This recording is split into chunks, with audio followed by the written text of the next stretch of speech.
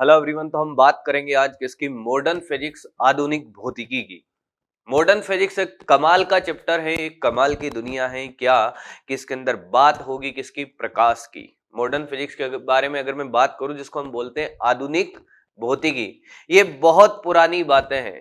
ये वो वाली बातें जब रिसर्च चल रही थी किस पर? विज्ञान पर। जब कहाँ चल रही थी? रिसर्च चल रही थी विज्ञान पर। बहुत पुरानी बात है, पर उस टाइम पे यही नया था, इसलिए इसको क्या बोला गया? मॉडर्न बोला गया। अब आप कहोगे कि सर इसका एग्जाम के पॉइंट ऑफ व्यू से कितना वेटेज है? मैंने कहा 3 से 4 क्वेश्चन आपके एग्जाम में बनते हैं। कहां से? मॉडर्न फिजिक्स से। 3 से 4 क्वेश्चन 100% यहां से आने हैं। सबसे पहले हेडिंग डालिए, अपन एक बार और व्यू कर लेते हैं इसका, मॉडर्न फिजिक्स का, आधुनिक भौतिकी का। देखो, मॉडर्न फिजिक्स की बात होगी, जिसको हम बोलते हैं आधुनिक भौतिकी।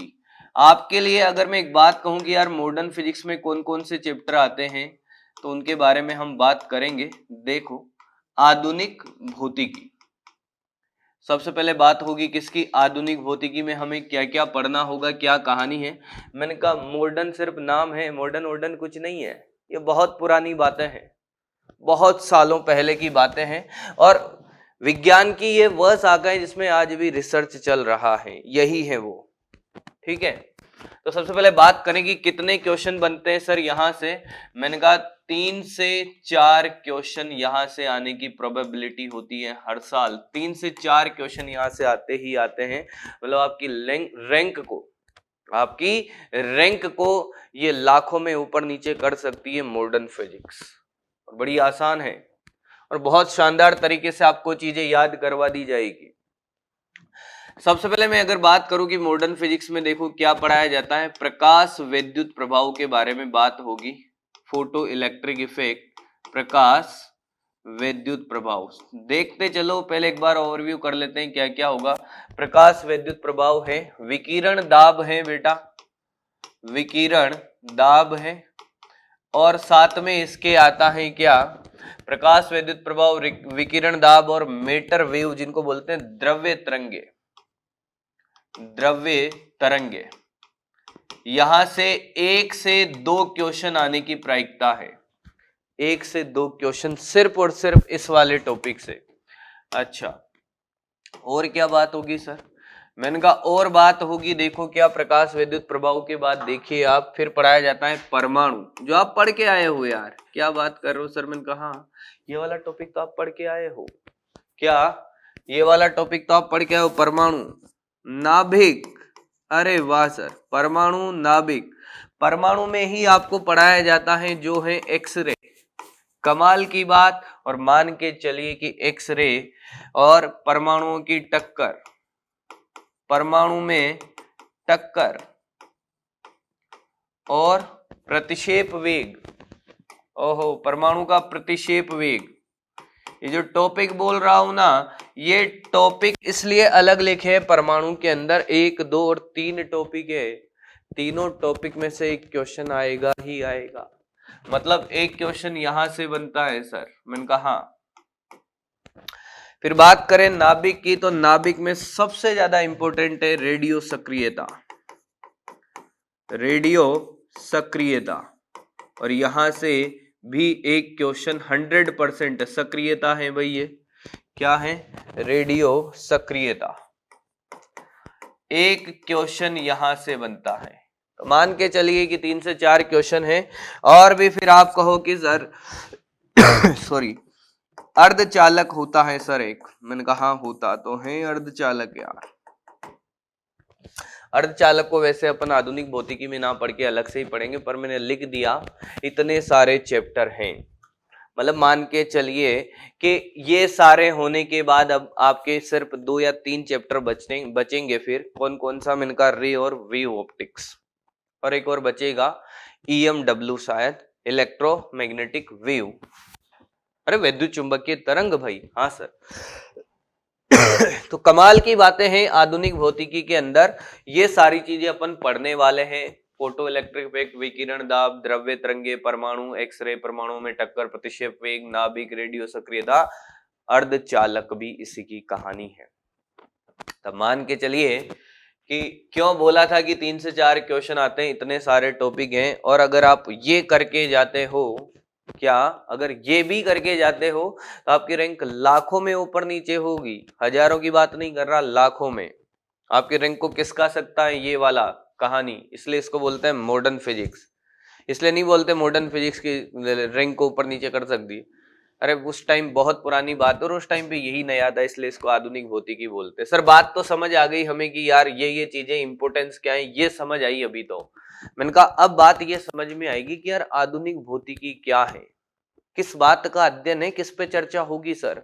मैंने कहा आधुनिक भौतिकी चर्चा है किसके ऊपर, लाइट पर। किस पे है, प्रकाश के ऊपर चर्चा है। मॉडर्न फिजिक्स के अंदर हम प्रकाश के बारे में अध्ययन करते हैं, किसके बारे में, प्रकाश के बारे में अध्ययन करते हैं, लाइट के बारे में चर्चा करते हैं। बहुत सारे साइंटिस्ट आए पुराने जमाने में, हाँ, और उन्होंने प्रकाश के बारे में बोला कि प्रकाश ये है, प्रकाश वो है। क्या बोला, याद है कुछ, क्या है लाइट? लाइट की प्रकृति के बारे में उन्होंने कहा, लाइट की क्या प्रकृति के बारे में उन्होंने कहा कि लाइट कण की प्रकृति का है या तरंग की प्रकृति का है। भाई वो पार्टिकल नेचर का है या फिर वेव नेचर का है, कण के जैसा है कि कैसा है। सच्चाई बताएं तो किसी को अभी तक नहीं पता कि क्या है, किसी को नहीं पता, क्योंकि भौतिक विज्ञान की यही वो शाखा है जिसके अंदर आज भी अध्ययन चल रहा है, यही वो शाखा है। तो सबसे पहले साइंटिस्ट आए थे हमारे, कौन से, न्यूटन साहब। न्यूटन साहब बहुत फेमस साइंटिस्ट थे। न्यूटन साहब ने क्या बोला कि प्रकाश छोटे छोटे कण से मिलकर बना हुआ है, यानी कि इन्होंने प्रकाश को कण की प्रकृति का बताया, कण की प्रकृति का बताया। सबको बहुत बढ़िया लगा, सबसे बड़े साइंटिस्ट अगर ये बात बोलते हैं तो लोगों ने माना। ठीक है भाई, सब बढ़िया चल रहा था। फिर आ गए कौन, हमारे हाइगेन साहब। हाइगेन जो आप तरंग में पढ़ते हो, हाइगेन का तरंगाग्र सिद्धांत, इन्होंने किसको सपोर्ट किया, तरंग की प्रकृति को सपोर्ट किया। सुनते चलना, बिल्कुल जीरो से हीरो बनाने वाली कहानी है। तरंग की प्रकृति को सपोर्ट किया बेटा, किसको, तरंग की प्रकृति को। मतलब हाइगेन साहब के अनुसार प्रकाश तरंग की प्रकृति का है। मैंने कहा फिर हाइगेन साहब के बाद कौन आए, मैंने कहा हाइगेन साहब के बाद आए मैक्स प्लांक क्वांटम थ्योरी। कौन सी theory, Max Planck quantum theory. Max Planck quantum theory पढ़ा है, क्वांटम थ्योरी सुना होगा, Max Planck quantum theory. Max Planck quantum theory कहती है कि प्रकाश छोटे छोटे बंडलों से मिलकर बना है। फोटोन बोला इन्होंने, क्या बोला, फोटोन, यानी कि इन्होंने भी कण की प्रकृति को सपोर्ट किया, कण की प्रकृति को सपोर्ट किया। भाई अब ये क्या हो रहा है भाई, दुनिया में दो जने कह रहे हैं प्रकाश कण का है, तो एक जना कह रहा है तरंग का है। फिर एक और साइंटिस्ट आया, Maxwell electromagnetic wave theory. Maxwell साहब आए और उनका तो पूरा चैप्टर पढ़ते हैं हम, मैक्सवेल वैद्युत चुंबकीय तरंग सिद्धांत, वैद्युत चुंबकीय तरंग सिद्धांत। मैक्सवेल साहब आ गए भाई, इन्होंने किसको सपोर्ट किया। भाई ये चैप्टर अभी अपन ने वैसे पढ़ा नहीं है ना, पढ़ लेंगे कोई बात नहीं है, आपने भी तो पढ़ा ही तो होगा। इन्होंने क्या कहा था, तरंग सिद्धांत बताया था, 4 समीकरणें दी थी, तो इन्होंने तरंग की प्रकृति को सपोर्ट किया भाई, तरंग की प्रकृति को। अब क्या हो भाई, अब तो दो दो जने हो गए भाई। अब ऐसा थोड़ी कोई भी उठ के आएगा और कह देगा कि तरंग है, कण है। उन्होंने बहुत सारी चीजें बताई और उनसे चीजें एक्सप्लेन हो रही थी, तो लोगों ने माना। पर यार अब ये तो चारों लड़ने लग गए आपस में कि दो जने कह रहे हैं कण प्रकृति का है, दो जने कह रहे हैं तरंग प्रकृति का है। अब किसकी बात मानी जाए भाई? न्यूटन साहब सबसे बड़े साइंटिस्ट हैं, इनकी बात मान लो। तो फिर न्यूटन साहब की बात ठीक है, मानी लोगों ने। फिर हाइगेन साहब ने ये कह दिया, फिर तीसरे जने ने भी न्यूटन साहब को सपोर्ट किया, चौथे जने ने हाइगेन साहब को सपोर्ट कर दिया। तो यार ऐसे तो मतलब अब डाउट होने लगा लोगों की, यार क्या है, क्या है भाई, प्रकाश क्या है। तो प्रकाश की तो सर किरण है। मैंने कहा प्रकाश की किरण है, ठीक है, पर प्रकाश क्या है ये तो बता दो। तो इन्होंने कहा कि एक और साइंटिस्ट आए जिनका नाम था क्या, डी ब्रोगली साहब। डी ब्रोगली सुना है? डी ब्रोगली साहब आए, उन्होंने कहा कि यार लड़ने की जरूरत नहीं है। डी ब्रोगली साहब क्या कहते हैं? डी ब्रोगली साहब ने कहा कि लड़ो मत यार, दोनों है। इन्होंने क्या कहा? लड़ो मत, दोनों है। प्रकाश कण की प्रकृति का भी और तरंग प्रकृति का भी है। अब आप कहोगे कि सर कोई उठ के आ जाता है कुछ भी कह देता है, हम कैसे मान ले? मैंने कहा ऐसा नहीं है, कोई भी उठ के आएगा कह देगा, आप थोड़ी मान लोगे और मैं भी थोड़ी मान लूंगा भाई। इन्होंने जो बातें बोली उनसे बहुत सारी चीजें एक्सप्लेन हुई, और सच्चाई बताया आज तक किसी को नहीं पता कि प्रकाश कण की प्रकृति का है या तरंग की प्रकृति का है, किसी को नहीं पता। फिर कैसे काम चलता है? मैंने कहा जहाँ पे जो सेट होता है उसको वहां सेट कर लेते हैं, जहाँ पे जो सेट होता है उसको वहां सेट कर लेते हैं। कण की प्रकृति से चीजें एक्सप्लेन हो रही कण से मान लेते हैं, तरंग से एक्सप्लेन होती तरंग मान लेते हैं। तो इन्होंने कहा कि प्रकाश द्वैत प्रकृति का होता है। क्या कहा इन्होंने? कि प्रकाश द्वैत प्रकृति का है।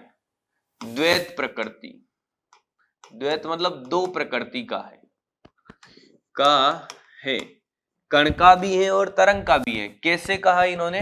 इन्होंने कहा कि मोमेंटम है फोटोन का, कि जो फोटोन का संवेग है, इन्होंने क्या कहा देखो, फोटोन का संवेग इन्होंने क्या बताया। ध्यान से सुनना, बड़ी कमाल की बात बताने जा रहा हूं, बहुत प्यारी प्यारी बात है। इन्होंने कहा फोटोन का जो संवेग है वो P बराबर h/λ है। अरे ये क्या चमत्कार कर दिया इन्होंने यार, सच में चमत्कार किया है कि कुछ अच्छा बताया है। मैंने कहा सच में बढ़िया बात बोली इन्होंने, फोटोन का संवेग बोला है। अब एक तरफ तो संवेग बोल रहे हैं ये, तो ये संवेग तो कण का होता है सर, हाँ, और ये लैम्बडा तरंग की तरंग दैर्घ्य होती है, तरंग से संबंधित है।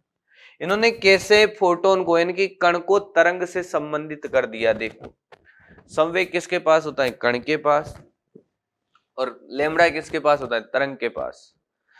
तो प्रकाश के जो कण है, कण की प्रकृति तरंग से संबंधित है, इन्होंने ये बोला, यही तो बोला दोनों प्रकृति का होता है, कण का भी होता है और तरंग का भी होता है, और उसका संवेग क्या होता है? h/λ होता है। यानी कि ये फोटोन का संवेग है भाई। किसका संवेग है? फोटोन का संवेग है।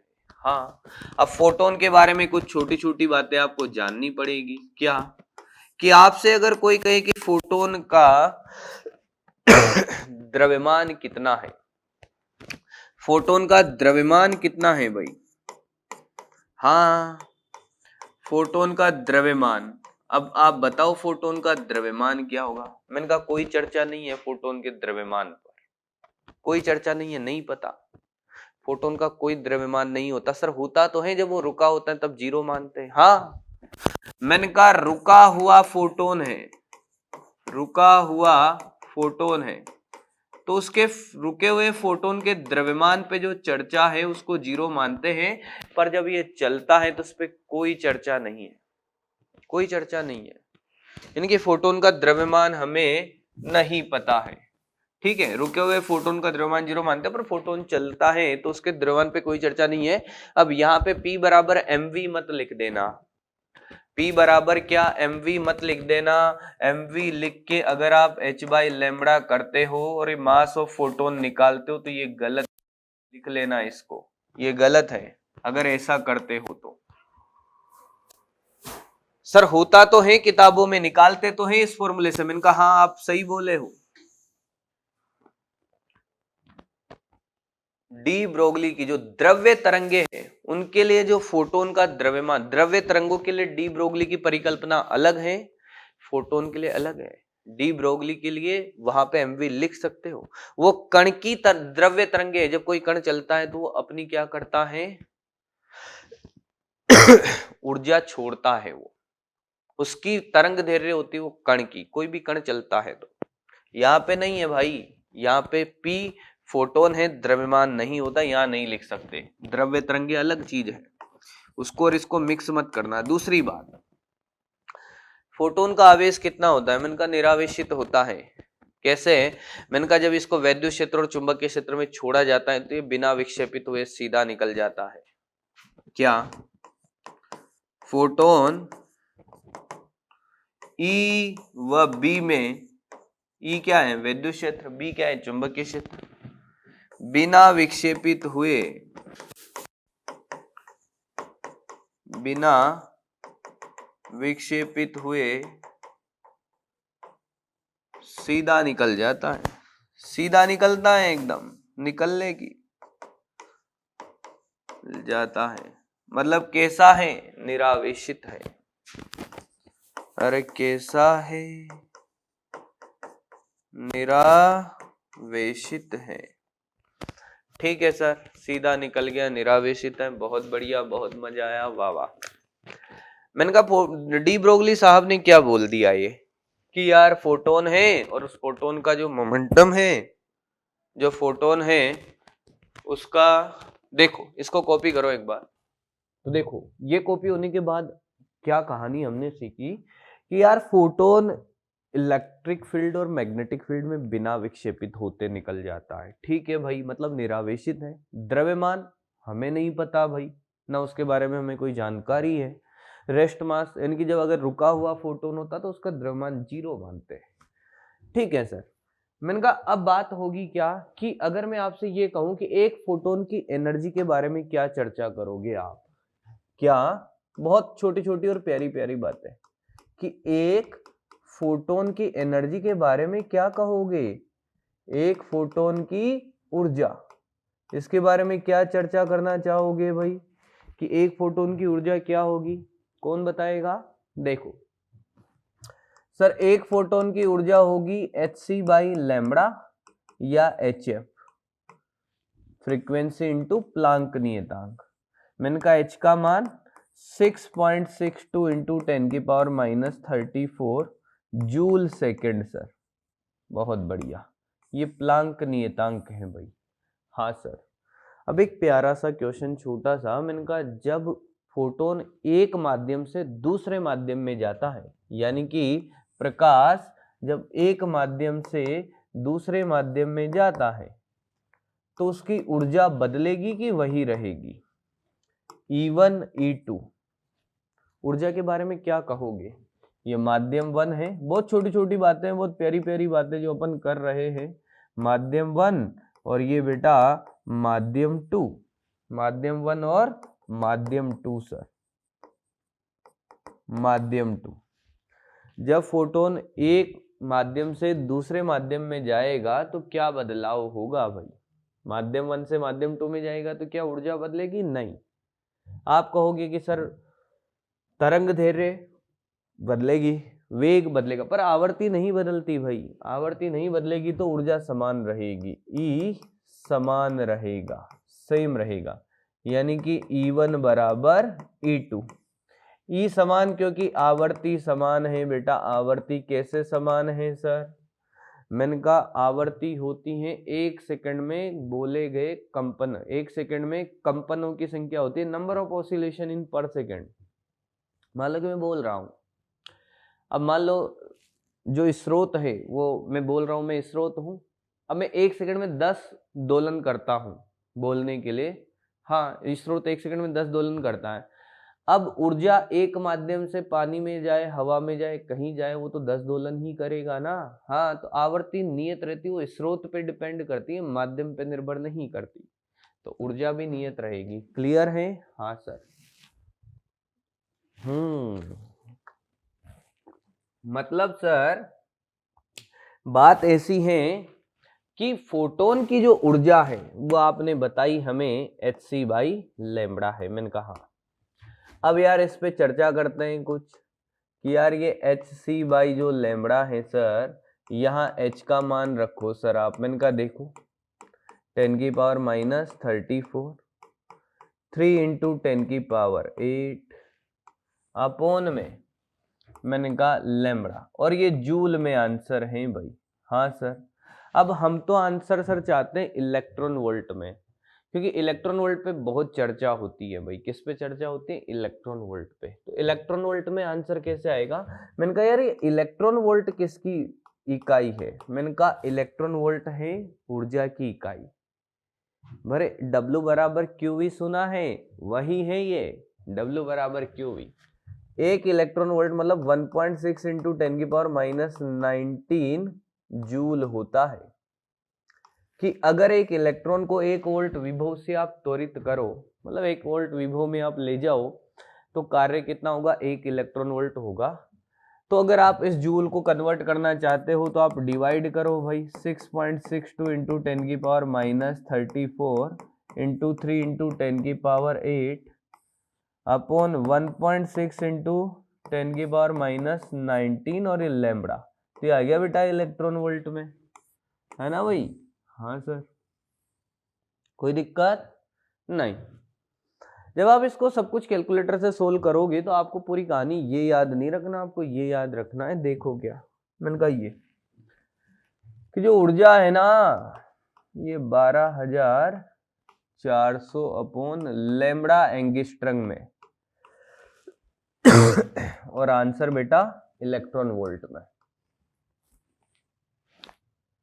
इलेक्ट्रॉन वोल्ट मात्रक है और या फिर आप रख सकते हो 1240 अपॉन लैम्बडा नैनोमीटर में, ये इलेक्ट्रॉन वोल्ट में।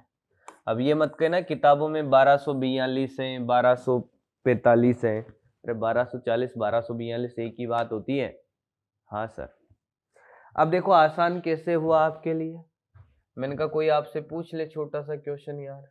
क्या पूछे? छोटा सा क्वेश्चन पूछे भाई आपसे कि बताओ 2000 एंगस्ट्रम है, ऊर्जा बताओ इसकी। तो मेरा बच्चा क्या करेगा? ये वाला यूज करेगा, 12,400 अपॉन 2000 लगाएगा। डायरेक्ट आंसर देखो कितना आसान हो गया, 6.2 इलेक्ट्रॉन वोल्ट। नहीं आया। और कोई आपसे कह दे कि 3000 नैनोमीटर, कितना? नैनोमीटर। 3000 ले लो 300 ले लो, एक ही बात है। 300 ले लो थोड़ा अच्छा लगेगा। 300 नैनोमीटर ऊर्जा क्या होगी भाई लैम्बडा की? कि सर E बराबर 1240 अपॉन 300 गया। सर ये देखो 4.13 इलेक्ट्रॉन वोल्ट। नहीं आया। क्या बात समझ में आई है? मतलब हमें इस बात का एहसास होना चाहिए कि कब कौन सा फॉर्मूला लगाना है। मात्रक इलेक्ट्रॉन वोल्ट में है भाई। बात समझ आ रही है सर? अब देखो ऊर्जा के बारे में बात हो गई। मैंने कहा हाँ, बहुत प्यारी प्यारी और छोटी छोटी बातें, अभी शुरुआत है मॉडर्न फिजिक्स की। आपको धीरे धीरे आनंद आने लग जाएगा, वो अलग बात है ना? अब बात होगी तीव्रता पर, इंटेंसिटी ऑफ लाइट। प्रकाश की तो सर किरण है, मैंने कहा तीव्रता भी उसी की है। प्रकाश की तीव्रता पे बात होगी भाई। इसको बोलते हैं बेटा इंटेंसिटी ऑफ लाइट। क्या बोलते हैं? इंटेंसिटी ऑफ लाइट बोलते हैं सर इसको, इंटेंसिटी ऑफ लाइट। मैंने कहा पता है तुम्हें इंटेंसिटी ऑफ लाइट को कैसे डिफाइन करते हैं यार? बिल्कुल बेसिक से सिखाया जाएगा, एकदम निश्चिंत रहिए इस बात के लिए आप।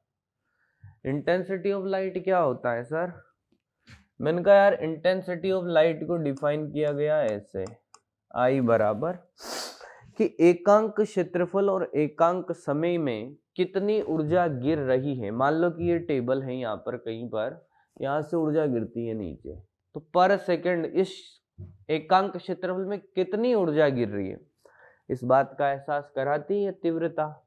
इनके सर आप कहना चाहते हो एनर्जी पर यूनिट एरिया पर सेकंड? हाँ, ऊर्जा अपॉन एकांक क्षेत्रफल इनटू समय। सर यही कहना चाहते थे? मैंने कहा हाँ यार, कहना तो यही चाहता था मैं।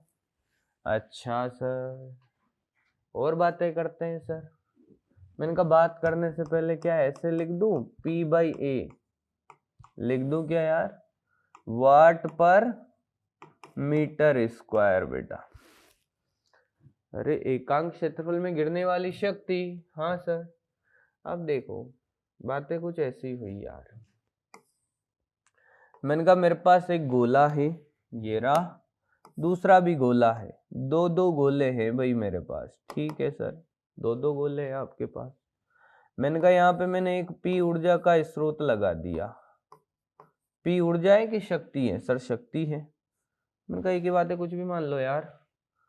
पी शक्ति है सर, पर सेकंड है। हाँ सर।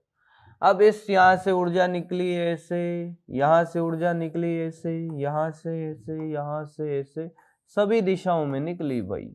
हाँ, अब मैं आपसे कहूं एक छोटा गोला और एक बड़ा गोला भाई। ओहो, ये आर त्रिज्या का और ये 2r त्रिज्या का। तो क्या दोनों गोलों से निकलने वाली ऊर्जा समान है कि अलग अलग है? सोच के बोलना।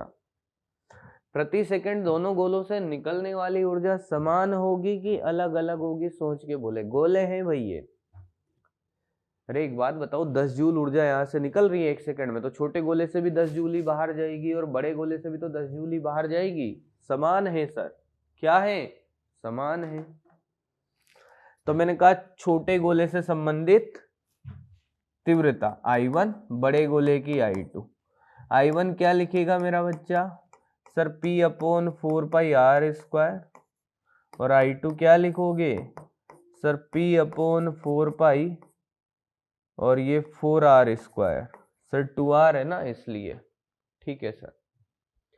तो मैं अगर आपसे एक बात कहूं, क्या पहले और दूसरे गोले की तीव्रता समान है? मैंने कहा नहीं है।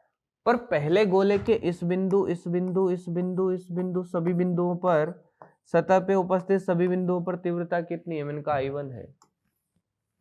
और दूसरे गोले के सभी बिंदुओं पर उपस्थित तीव्रता कितनी है? कि I2 है सर। इस बात का एहसास है सर हमें? मैंने कहा हाँ, एहसास तो है तुम्हें यार, इस बात का एहसास है। हाँ, तो फिर क्या कहा कि यार गोले की सतह पर सभी बिंदुओं पे तीव्रता समान है। तो फिर क्या कहा गया कि अगर हमसे ये कहा जाए कि कोई बिंदु स्रोत है, क्या है? बिंदु स्रोत है। हाँ,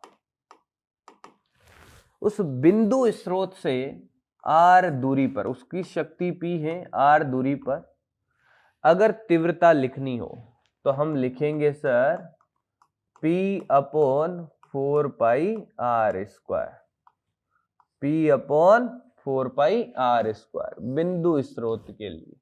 नहीं आया? यानी कि आप यहां से सीखना क्या है कि I समानुपाती होती है बिंदु स्रोत के लिए 1/r²। याद रखने वाली बात, जो आपको याद ही रखनी है। अरे वाह, बहुत सुंदर, बहुत बढ़िया। सर हमेशा बिंदु स्रोत थोड़ी होगा, रेखीय स्रोत होगा। तो रेखीय स्रोत क्या होता है? मैंने कहा ट्यूबलाइट देखे हो?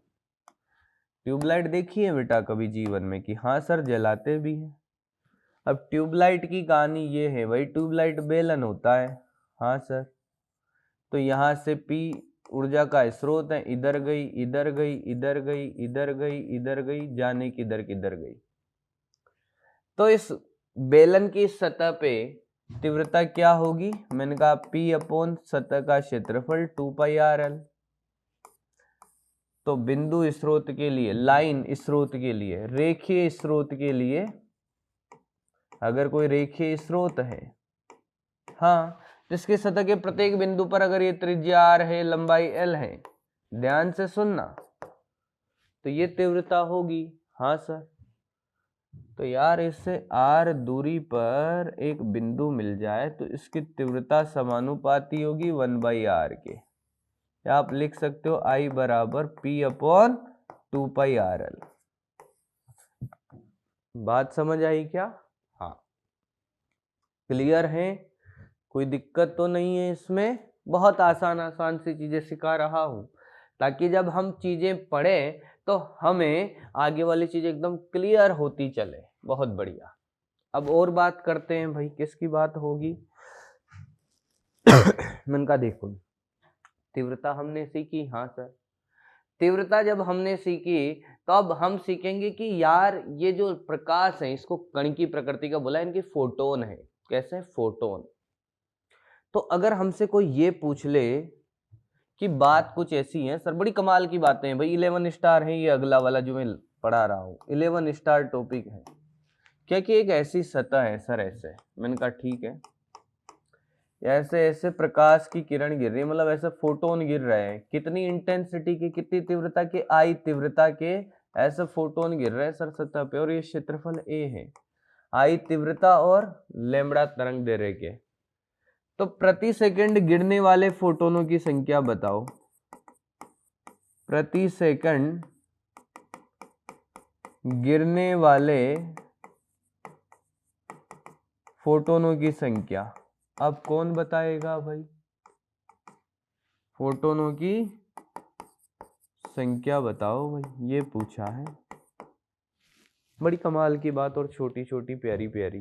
प्रति सेकंड कितने फोटोन गिरेंगे भाई? ओहो सर कैसे करें भाई?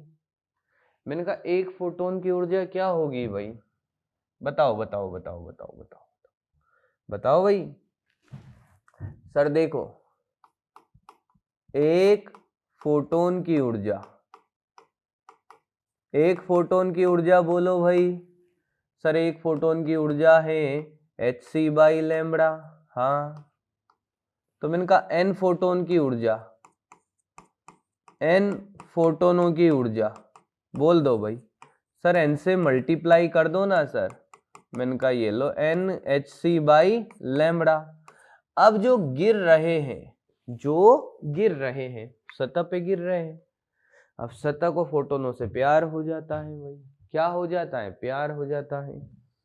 सतह पे गिर रहे हैं तो सतह ने कहा कि यार ये तो आई दे रखा है, लैम्बडा दे रखा है, इस रूप में बता सकते हो आप आई के रूप में? मैंने कहा हाँ। कितना क्षेत्रफल? ए क्षेत्रफल है। तो देखो हम जानते हैं, हम जानते हैं तीव्रता के रूप में बताओ भाई। हम जानते हैं, हम जानते हैं I बराबर होता है E/A/T, ऊर्जा प्रति एकांक क्षेत्रफल प्रति सेकंड। तो सर कुल ऊर्जा तीव्रता की फॉर्म में आ गई IAT। क्या आपको नहीं लगता ये और ये दोनों एक ही बात है, बस रूप अलग अलग है? हाँ, बराबर कर दो। तो सर देखो IAT बराबर NHC/λ। तो देखो n/t निकालना है सर हमें। मैंने कहा n/t निकालो, इसको इधर ले आओ सर। ये देखो ये IA/λ/CH।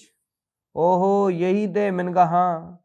अब देखो याद कैसे रखोगे? जब सतह पे गिरते हैं फोटोन, सतह को प्यार हो जाता है, सतह उनको कैसे बुलाती है? देखो वो क्या कहती है? IA/λ, IA/λ। नीचे क्या है? नीचे क्यूट है, CH मतलब क्यूट है। तो आप क्या याद रखोगे ट्रिक? IA/λ नीचे क्यूट है। क्लियर है क्या? तो ये ट्रिक याद रखनी है आपको, IA/λ/CH। अब आपको एक बात बताता हूं कि यहां से इतने क्वेश्चन पूछे गए कंपटीशन एग्जाम में कि डायरेक्ट फॉर्मूला अगर आपको आता है तो आप बना लोगे। मतलब ये पूरी कहानी में सर हमें यही याद रखना था, n/t बराबर क्या? IA/λ/CH। मैंने कहा और सुने, मैंने कहा अभी कहानी खत्म थोड़ी हुई है। ये तो तब है जब आपको आई दे रखा हो, ये दे रखा हो, लैम्बडा दे रखा हो, CH दे रखा हो, मैंने कुछ और दे रखा हो। मैंने कहा क्या मैं इसको ऐसे लिख सकता हूं? P/A तीव्रता को इंटू A λ/CH। ये गया सर। मैंने कहा n/t P लैम्बडा 3 × 10⁸, 6.62 × 10⁻⁻34। सोल्व करेगा ना मेरा बच्चा तो पाएगा, बड़ा मजा आएगा। P × लैम्बडा ये रही। ये तो है गिरने वाले फोटोनों की संख्या, गिरने वाले फोटोनों की संख्या। अब कभी कभी किताबों में यह भी पूछा जाता है, क्या सर? मैंने कहा रुको थोड़ी राइटिंग सुधार लूं मैं, है ना, पहले ये मिटा भी लूं मैं। फोटोनों की संख्या भाई, किताबों में यह भी पूछा जाता है कि आपको एक बल्ब दे दे, उसकी शक्ति है और तरंग दे रहे हैं, बताओ उत्सर्जित फोटोनों की संख्या। उत्सर्जित फोटोनों की संख्या। बात समझ में आई है? शक्ति दे रखी है, तरंग दे रखी है, कितने फोटोन उत्सर्जित होंगे प्रति सेकंड। डायरेक्ट लगा भाई, क्यों कैलकुलेशन करेगा मेरा बच्चा। आया? इतनी सारी कहानी पढ़ाने के बाद उसको बहुत मजा आया। हाँ, तो मैंने कहा कुछ पूछ लेते हैं फिर।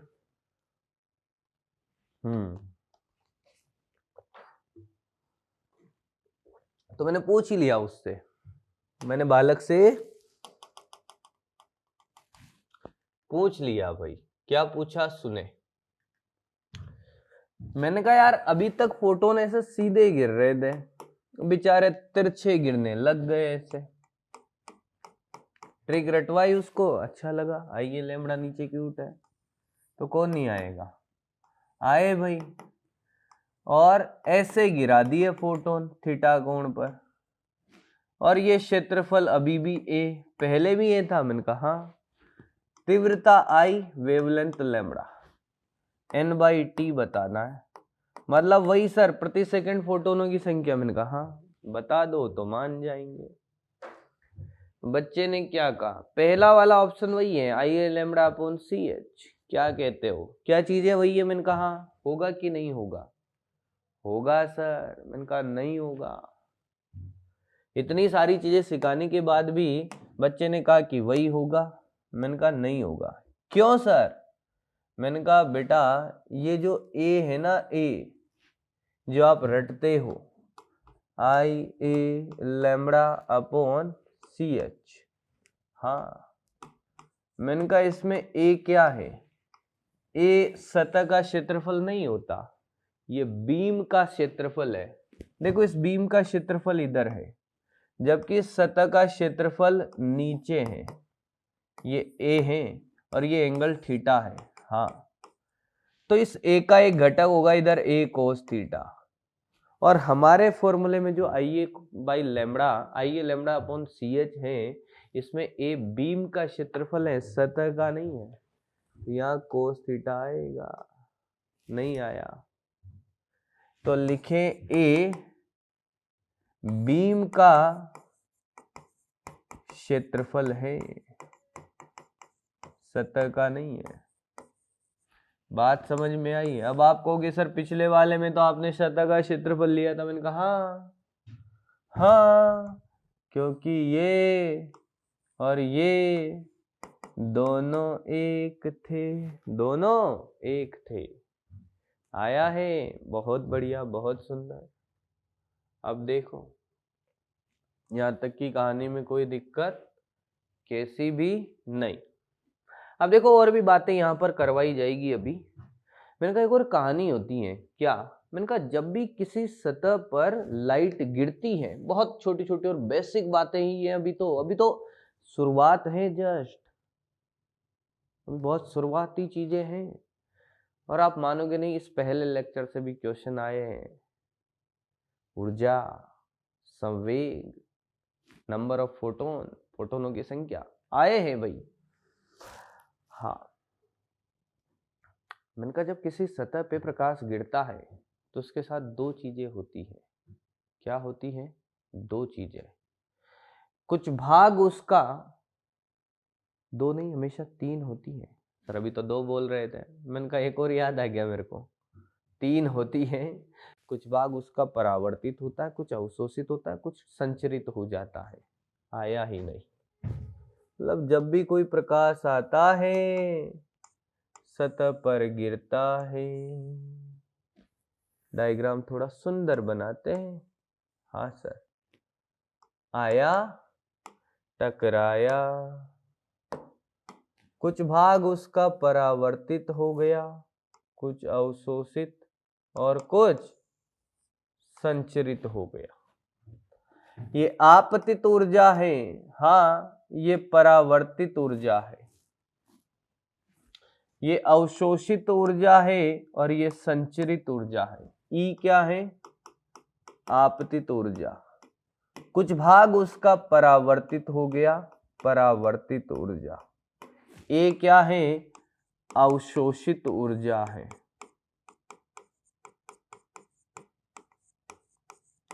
और टी क्या है? मैंने कहा ये संचरित ऊर्जा है।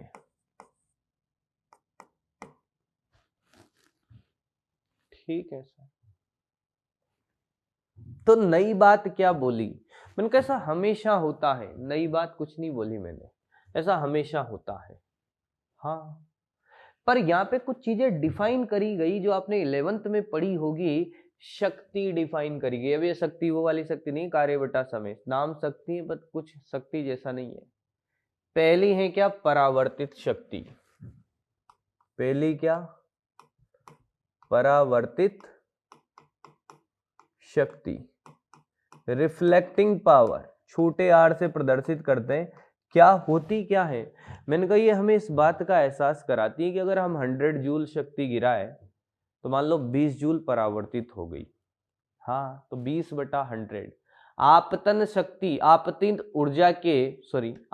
ऊर्जा के तुलना में कितनी ऊर्जा परावर्तित होगी, इस बात का एहसास है परावर्तित शक्ति।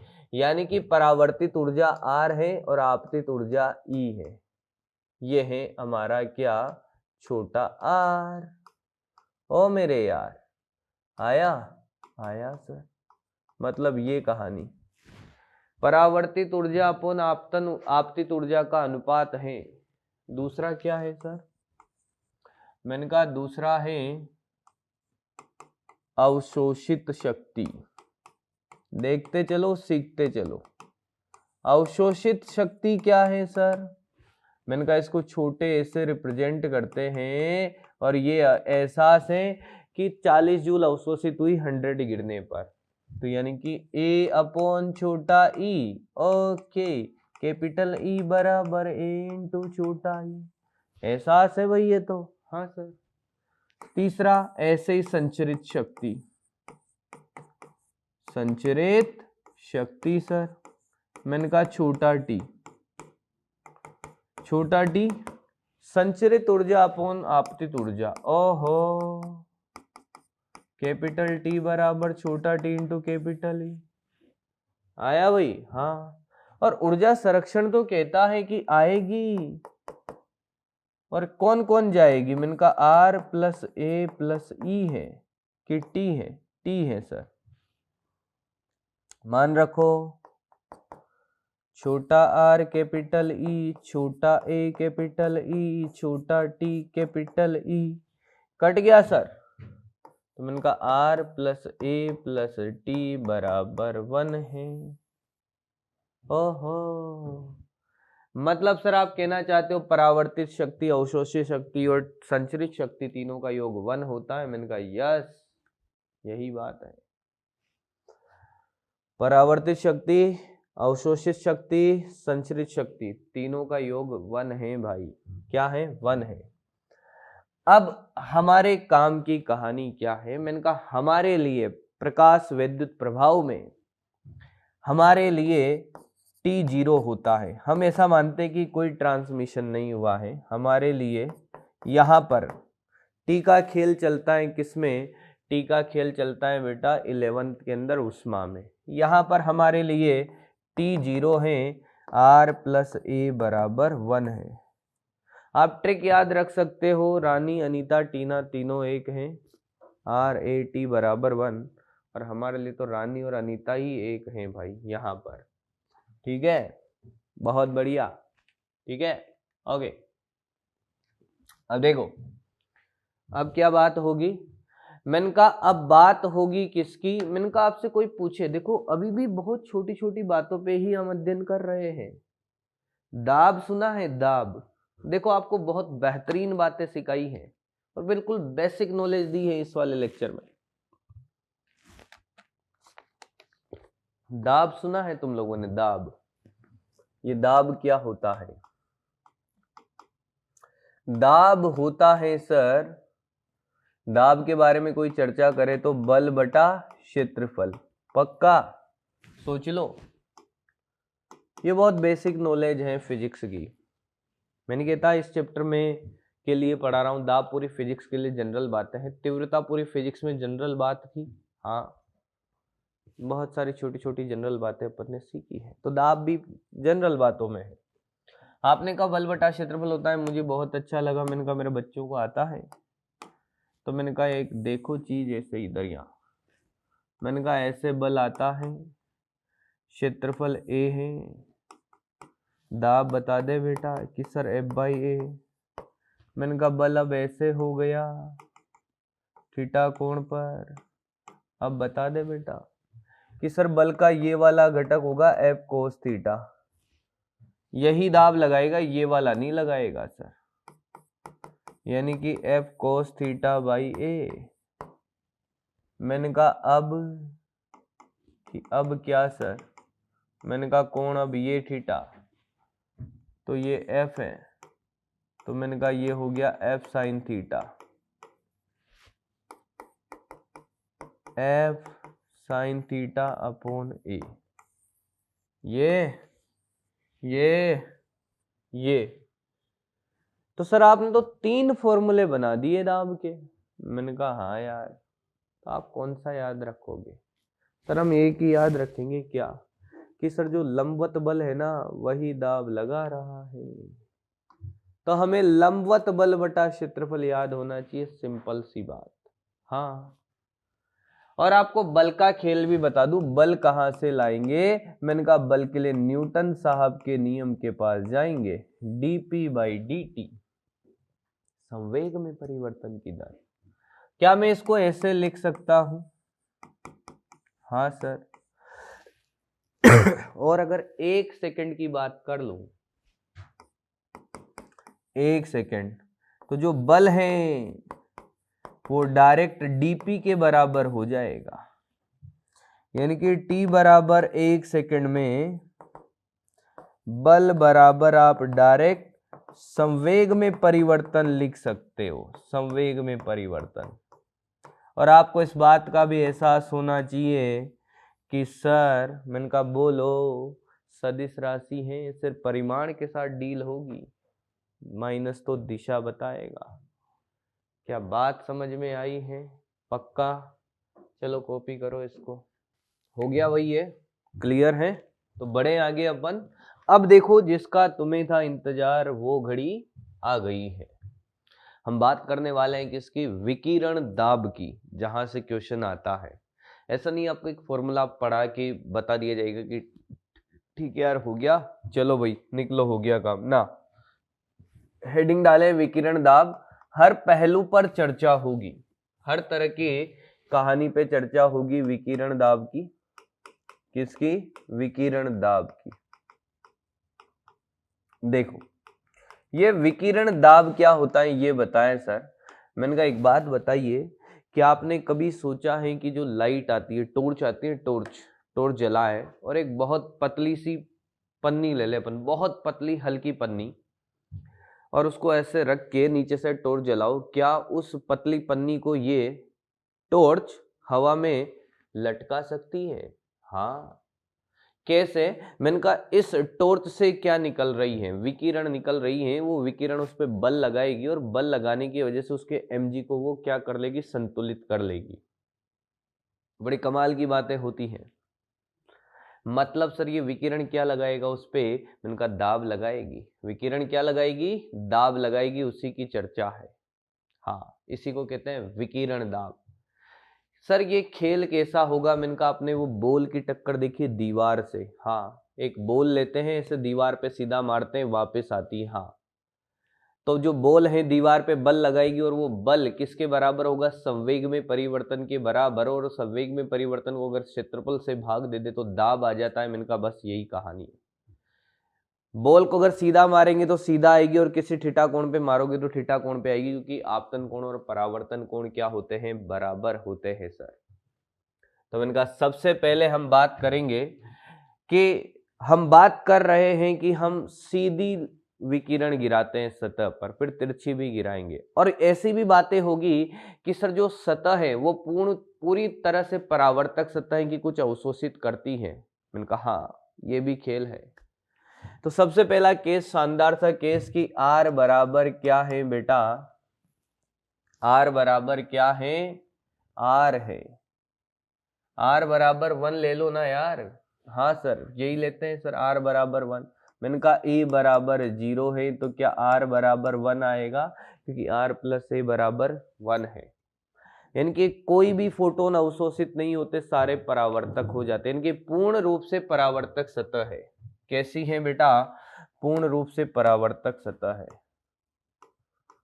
पूर्ण रूप से परावर्तक सतह है सर, परावर्तक सतह है। और देखो बात कुछ ऐसी है, मैंने कहा फोटोन ऐसे गिर रहे हैं, ऐसे फोटोन गिर रहे हैं भाई। हाँ सर ये सतह है और क्षेत्रफल दे रखा है बेटा वही ए, आई तीव्रता और लैम्ब्डा तरंग दैर्ध्य। अब आपसे पूछा है कि विकिरण दाब निकालो, केस नंबर 1 ये है, ये केस नंबर 1 है। सर जैसे ही दाब की बात आई हमारे दिल में ख्याल आया कि दाब तो यही होता है सर। सर ने बताया P बराबर F/A, हाँ ये दाब होता है। और बल के लिए सर आपने बताया था, अभी बल के लिए आपने चर्चा कराई दी कि F dt बराबर में dP लिख सकता हूं, हाँ कि ना। और T बराबर 1 सेकंड की कहानी में तो मैं बल सिर्फ सीधा लिख दूंगा P final minus P initial, संवेग में परिवर्तन। मतलब सर प्रारंभिक संवेग और अंतिम संवेग निकाल लें। मैंने कहा यही तो करना है यार, यही तो करना है। मैंने कहा देखो प्रारंभिक संवेग की बात करते हैं। प्रारंभिक संवेग क्या, मैंने कहा ऐसे फोटोन आ रहे हैं, हाँ एक फोटोन आ रहे हैं कि बहुत सारे आ रहे हैं। तो प्रारंभिक संवेग हो गया सर n, एक फोटोन का संवेग मैंने कहा बोलेंगे h/λ सर। और नंबर ऑफ फोटोनों की संख्या कितनी है बालक, कि सर Ia लैम्ब्डा नीचे क्यूट है। अरे क्या बात है,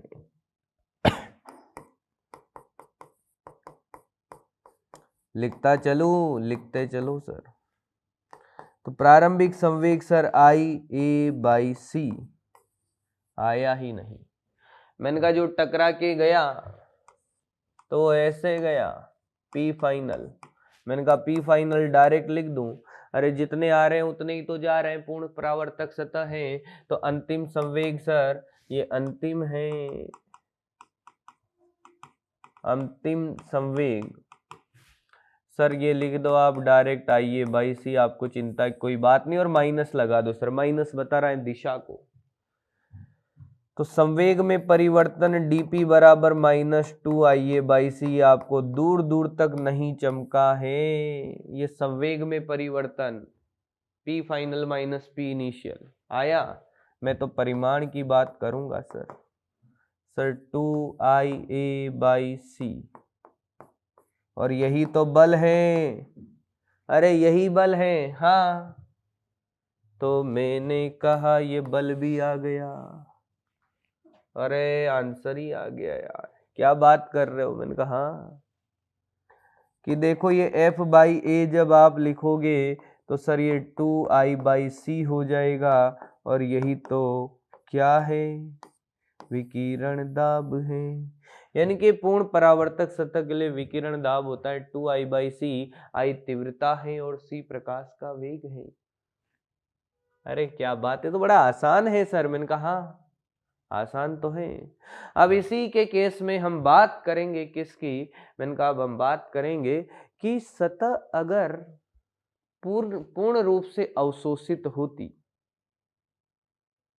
इसी में से कहूं अगर मैं केस नंबर 2 की बात करता बालक, तो क्या कहता, मैंने कहा a बराबर r बराबर 0 है, a बराबर 1 है, मतलब जितने आए वो वापस गए नहीं, तो संवेग में परिवर्तन यही होता IA/c, तो दाब कितना होता, I/c होता सर। अंतिम संवेग अगर 0 होता तो दाब सर IA/c होता। मैंने कहा सबसे कमाल का केस है लास्ट वाला, केस नंबर 2, जिसको 3 नाम देते हैं पर हम 2 की बात करेंगे। मैंने कहा r बराबर r है, a बराबर 1 माइनस r है। क्या बात कर दी सर, मैंने कहा हाँ। क्या कहा गया, 100 फोटोन गिरते हैं, 20 परावर्तित हो जाते हैं, 80 अवशोषित हो जाते हैं। अब बताओ कितना संवेग, कितना दाब लगाएंगे। मैंने कहा कमाल की बात है भाई, देखते हैं हमारा क्या है, हम कर लेंगे भाई। कि देखो सर ये सतह है, ऐसे आते हैं सर ऐसे। मैंने कहा आई तीव्रता वेवलेंथ लैम्बडा, केस ये है। अब आपको चर्चा इस बात पे करनी पड़ेगी कि कुछ फोटोन परावर्तित होते, कुछ अवशोषित होते। सबसे पहले परावर्तित फोटोनों का दाब निकालेंगे, अवशोषित फोटोनों का भी अलग दाब निकलेगा। तो सुनना ध्यान से, पहले परावर्तित की बात करेंगे। वर्तित, तो मुझे एक बात बताओ, परावर्तित में अंतिम संवेग और प्रारंभिक संवेग की बात होगी, अंतिम और ये प्रारंभिक संवेग। क्यों ऐसी बात होगी, मैंने कहा बात है इसीलिए तो बात होगी। अंतिम संवेग क्या कहता है, मैंने कहा अंतिम संवेग ये कहता है बेटा कि अगर आपसे कहें कि कुल फोटोन कितने हैं, मान लो कि जो टकरा कर गए वापस परावर्तित हो गए, ये P फाइनल है। हाँ, अब P फाइनल एक फोटोन तो नहीं गया, कितने फोटोन थे, N फोटोन थे सर। तो N तो हो गया IA लैम्बडा अपॉन CH, ये तो फोटोनों की संख्या। एक फोटोन का मोमेंटम बेटा h/लैम्बडा, यहां तक कोई दिक्कत क्या। ये तो टोटल फोटोनों की एनर्जी, हाँ टोटल फोटोन है तो, पर कितने परावर्तित हुए, R, कितने R, इतने में से R फोटोन ही तो परावर्तित हुए हैं। हाँ, यानी कि जो परावर्तित हुए उन फोटोनों का संवेग है सर IA/c इंटू R, पर माइनस का।